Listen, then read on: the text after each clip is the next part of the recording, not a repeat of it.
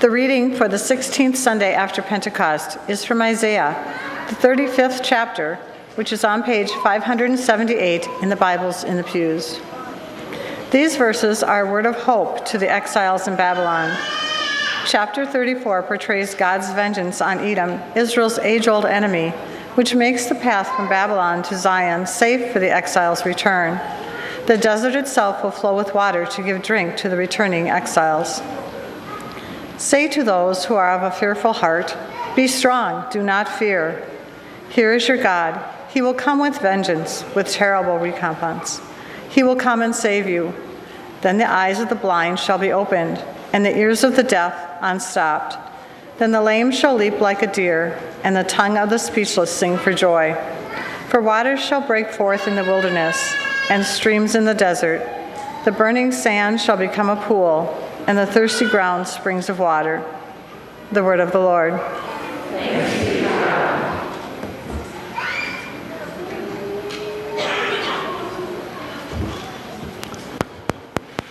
The Holy Gospel for this Sunday is recorded in the Gospel of Mark, chapter 7. I invite you to remain seated for its reading. Jesus set out and went away to the region of Tyre. He entered a house and did not want anyone to know that he was there, yet he could not escape notice. But a woman whose little daughter had an unclean spirit immediately heard about him, and she came and bowed down at his feet. Now the woman was a Gentile, of Syrophoenician origin. She begged him to cast out the demon of her daughter. He said to her, "Let the children be fed first, for it is not fair to take the children's food and throw it to the dogs." But she answered him, "Sir, even the dogs under the table eat the children's crumbs." Then he said to her, "For saying that, you may go. The demon has left your daughter." So she went home and found the child lying on the bed and the demon gone. Then he returned from the region of Tyre and went by way of the Sidon towards the Sea of Galilee in the region of Decapolis. They brought to him a deaf man and who had been an impediment in his speech, and they begged him to lay his hand on him.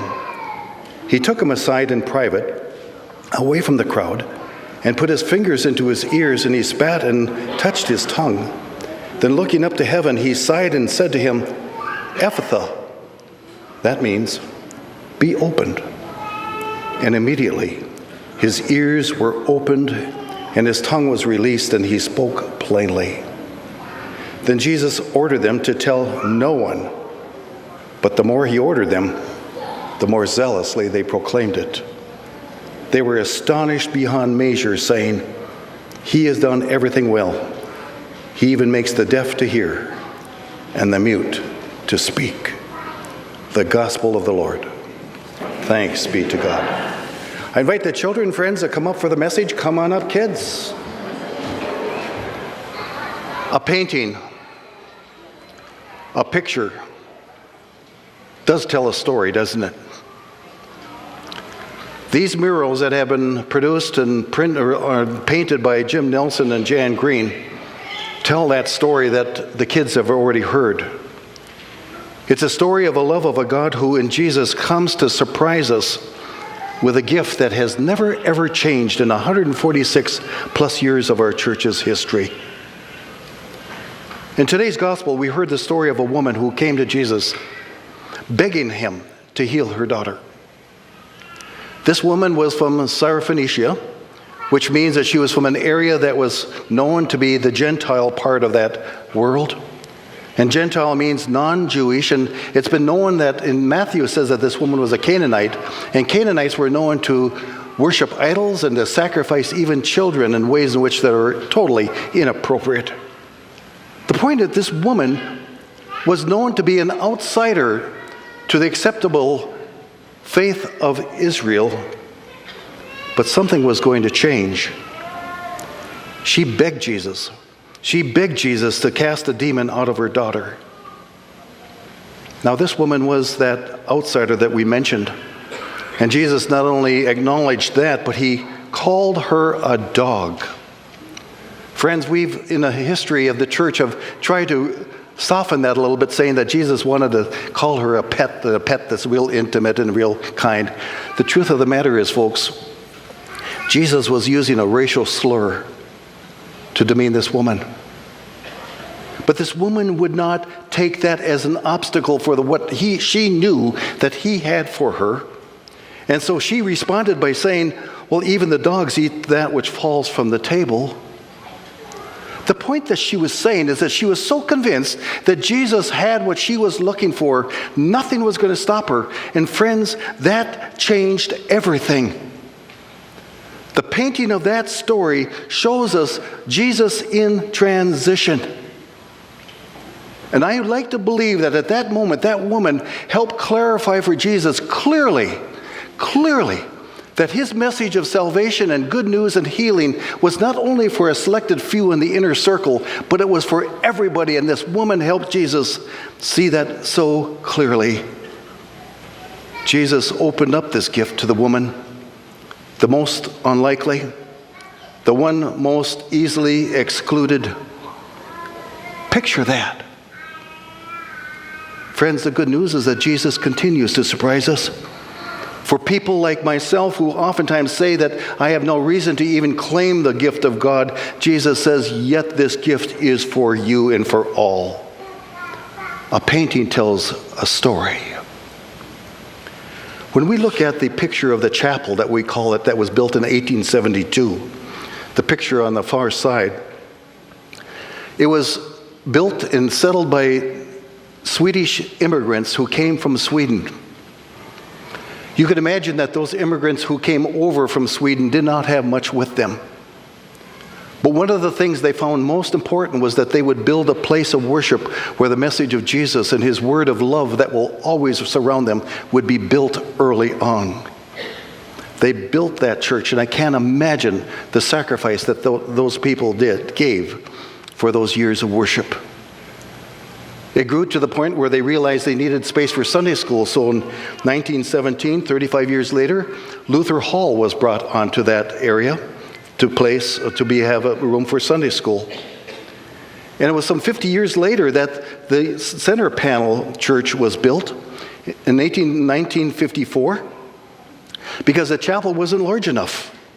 The grace of God in Christ was becoming so magnetic for the people in this community. They said, we need to have more space so that more people can hear about the good news of Christ.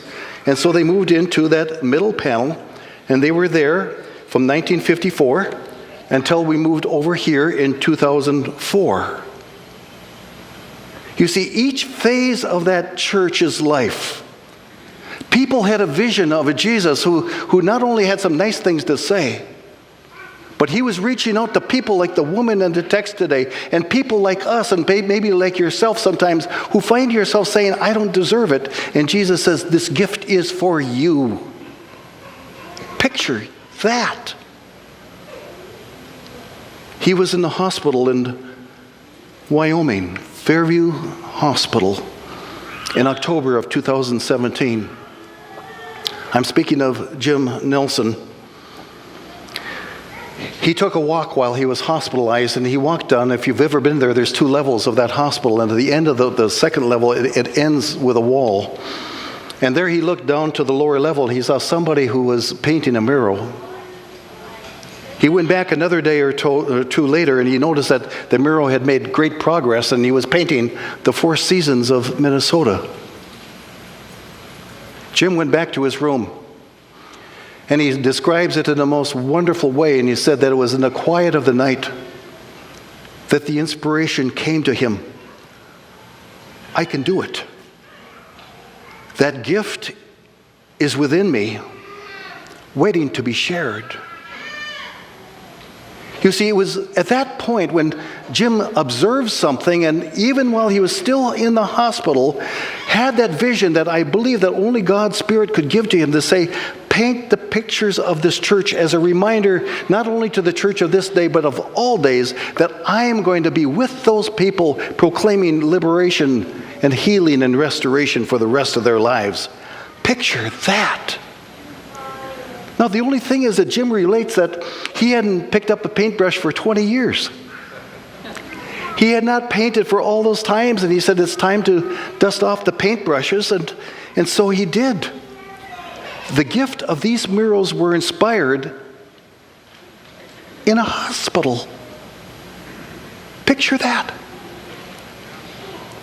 Well, many of the gifts that God gives to us is not given to a person individually, but it's given for the whole community, maybe to a person, but to be shared with the community. And as we begin Sunday school today and for the next number of months, we're reminded again that it takes a whole team to teach these children. So as we as parents and grandparents watch our children go off to Sunday school, what we're really reminded of is that there's something happening here that reminds us that we're not doing this alone. You see, the church's ministry is to remind all of us is that there's a part for all of us, and the gifts that Maria read about in the dedication is so true, is that we depend on each other for parts of the church's ministry. Not one of us can do it all. And so when our kids go to Sunday school and there are teachers there that have been prepared to love them and tell them about Jesus, and we hire the wonderful staff, and we have a gifted staff on this church's ministry. And these staff people go to their kids' basketball and football and soccer games, and they go to their theater productions and their choir concerts. And they want these young people to remember that it's not only here at church, but even in their school life and wherever they are, that they are loved by a Jesus that will never let them go. We do this together. And that's the gift of church that people don't often understand when they don't know what we are all about. Picture that. Picture that we're on a team that's teaching children about Jesus. Many of God's gifts are products of the church, the community of God's people working together. When Jim caught the inspiration of painting the mural, he realized that in his weakened physical condition that he would need some help. He could not give this gift to our Saviours all by himself, and so what did he do? He was willing to ask for Jan Green's help, and she willingly stepped up to the plate to assist him in painting these murals. And as this picture unfolded, the hard hats became a part of it, and Denny Sackrider and Chip Nelson and other hard hats are assisting in mounting these picture murals back in the fellowship area. Picture that. Picture that one person's inspiration that started with one person now is shared with the entire community. That's the church at its finest moment, friends. When we realize that we don't have to do everything, and all we have to do is have a part of this vision, and something really happens. You see, together with the woman whose faith caught Jesus by surprise, this woman who was convinced that all that she needed was in this one Jesus, and all she needed was to eat the crumbs of grace that would fall from his table, that was enough. But Jesus gave her so much more. And so he does for us. As we gather to receive inspiration for the gift that he has given to us, he feeds us with his body broken and his blood shed, and says, "Go as my renewed people." Together, an inspiration comes.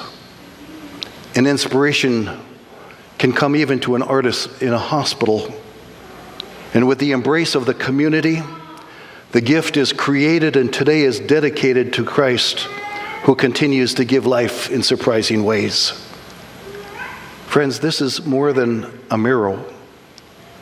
It's a reflection of Christ who continues to create and restore us, and yes, bring us some sense of healing with the promise of resurrection life. Oh, may God get the glory for every part of these murals. For each one of us are included in this mural of grace. Every one of us are in there. Can you see yourself in that picture? You're there. Picture that. Amen.